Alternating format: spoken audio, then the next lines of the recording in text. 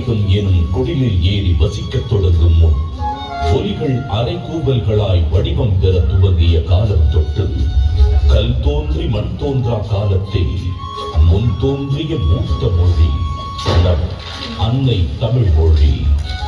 காலமெல்லாம் கடந்து நிற்கும் நம் தமிழ் மொழி உலகில் மிக பழமையான மொழி என்று கருதப்படுகிறது.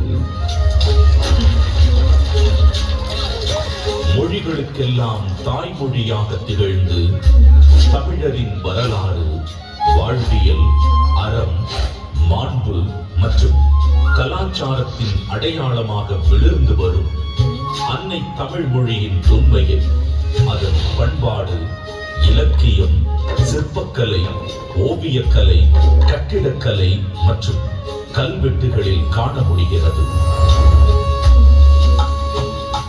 3 பிரிவுகள், 133 அதிகாரங்கள், மொத்தம் 1330 குறள்களில் இப்பாரினை அளந்து இவ்வுலகிற்கு இன்றியமையாத பொதுமறையை இயற்றி தந்த தமிழ் தாயின் தலைமகன், வையத்துள் வாழ்வாங்கு வாழ்ந்த தெய்வ புலவர் திருமகனார் திருவள்ளுவர்.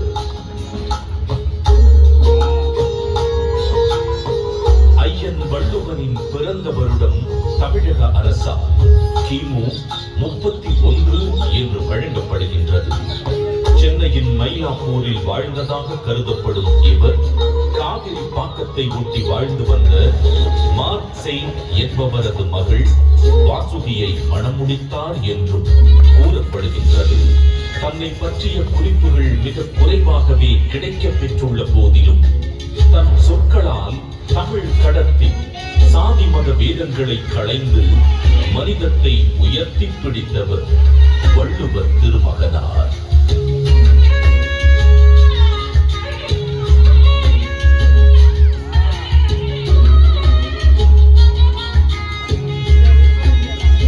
சுமார் 2000 ஆண்டுகள் பழமையான சங்க இலக்கியத்தில் 11 கீழ் கணக்கு நூல்களில் ஒன்றான திருக்குறளை தமிழ் மொழியின் தலை சிறந்த நீதி நூல்களில் ஒன்றென கூறலாம்.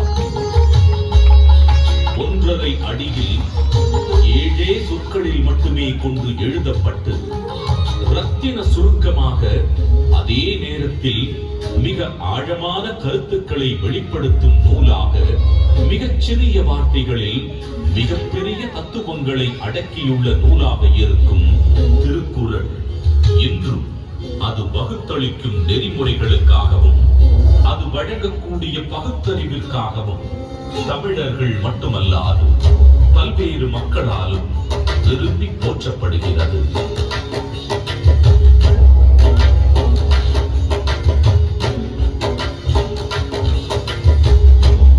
அறம், பொருள், இன்பம் என்று 3 பிரிவுகளாக அமைய பெற்றுள்ள திருக்குறளின் முதல் பகுதியான அறம் எனும் பிரிவில் மனித ஒழுக்கத்திற்கு அடிப்படையான மெய்யியல் மற்றும் தத்துவார்த்த கோட்பாடுகள் நிறைந்துள்ளன.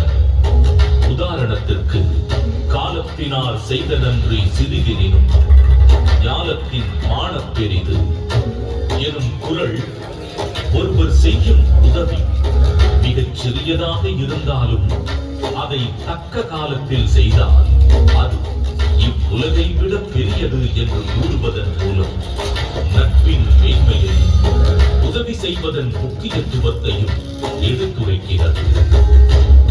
அடுத்த பிரிவான பொருட்பாலில் வாழ்வுக்கு தேவையான பொருள் ஈட்டுதல், சுய மற்றும் சமூக முன்னேற்றத்திற்கான குறள்கள் இடம்பெற்றுள்ளன.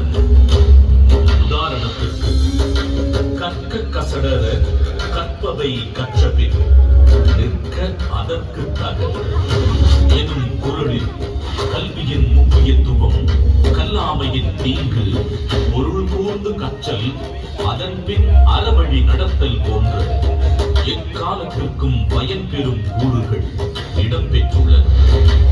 3ஆம் பிரிவான இன்பத்துப்பாலில் இல்வாழ்க்கைக்கு தேவையான அகக்கூறுகள் இடம்பெற்றுள்ளன. உதாரணத்திற்கு, உடம்பொடு உயிரிடை எண்ணமற்றன, மடந்தையொடு எம்மிடை நட்பு எனும் உடலும் உயிரும் பிரியாமல் ஒன்றாக இருப்பது போல இல்லற வாழ்க்கையில் இருப்போர் ஒன்றாக இருத்தல் வேண்டும் என்ற பொருளுடன் காதலின் சிறப்பையும் இல்வாழ்வின் மேன்மையையும் உணர்த்துகிறது. ஏறத்தாழ 60க்கும் மேலான உலகின் பல்வேறு மொழிகளுக்கு மொழிபெயர்க்கப்பட்ட திருக்குறள் உலகெங்கும் அதிக அளவில் மொழிபெயர்க்கப்பட்ட சமயம் சாரா நூல்களில் ஒன்றாக திகழ்கிறது. திருக்குறளின் இலக்கிய வடிவமும் பொருளடக்கமும் அதன் செம்மொழி தன்மையை வெளிப்படுத்துவதுடன் உலக இலக்கியத்தின் ஒரு மாபெரும் ஆவணமாகவும் விளங்கி தமிழின் தொன்மையையும் தமிழர்களின் பெருமையையும் இப்புவியெல்லாம் கொண்டு சேர்த்துள்ளது. வள்ளுவருக்கும் அவருடைய குறளுக்கும் பெருமை சேர்க்கும் வண்ணம் அன்றைய தமிழகத்தின் முதலமைச்சராக இருந்த முத்தமிழறிஞர் டாக்டர் கலைஞர் மு. கருணாநிதி அவர்கள் திருக்குறளுக்கு உரை எழுதியது மட்டுமல்லாமல் பேருந்துகளில் திருக்குறள், பள்ளி பாடங்களில் திருக்குறள், திருக்குறள் கவியரங்கம், திருக்குறள் ஆய்வு என எளிய மனிதருக்கும் வள்ளுவரை கொண்டு சேர்த்தார்.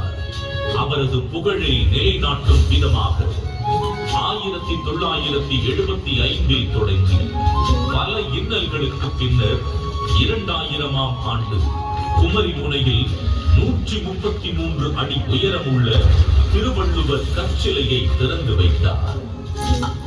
இதைத் தொடர்ந்து குமரியில் உள்ள திருவள்ளுவர் சிலையின் வெள்ளி விழாவை முன்னிட்டு விவேகானந்தர் பாறை, வள்ளுவர் சிலை இவ்விரண்டையும் இணைக்கும் விதம் சுமார் 250 அடி நீளம் உள்ள கண்ணாடி பாலம் தமிழக முதல்வர் மு. க. ஸ்டாலின் அவர்களால் திறக்கப்பட்டது.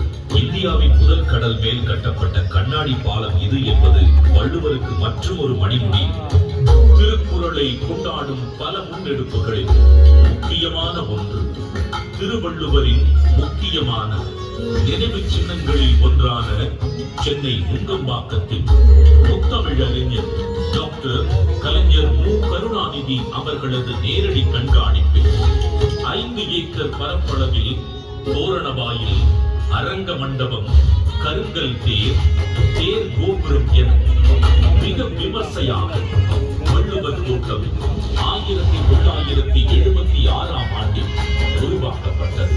தமிழர்களின் பாரம்பரிய கட்டிடக்கலைகளின் அடிப்படையில் அமைக்கப்பட்டுள்ள வள்ளுவர் தோட்டம் வள்ளுவருக்கு புகழ் சேர்க்கும் இடமாகவும் தமிழ் மொழி சார்ந்த பல பண்பாட்டு நிகழ்வுகள் நடைபெறும் இடமாகவும் திகழ்கிறது. ஒரு குறிப்பிட்ட காலத்திற்கோ அல்லது ஒரு குறிப்பிட்ட இனத்திற்கோ என்றில்லாமல் யாதும் ஊரே என எல்லா நாட்டவருக்கும் ஆகச் சிறந்த அறநூலாக விளங்கும் சமத்துவ நூலா திருக்குறள் கரைகள் தாண்டி கண்டங்கள் கடந்து மனிதர்களின் இருள் சூழ்ந்த இடங்களில் ஒளி வீசி அறவழியை காட்டுகிறது.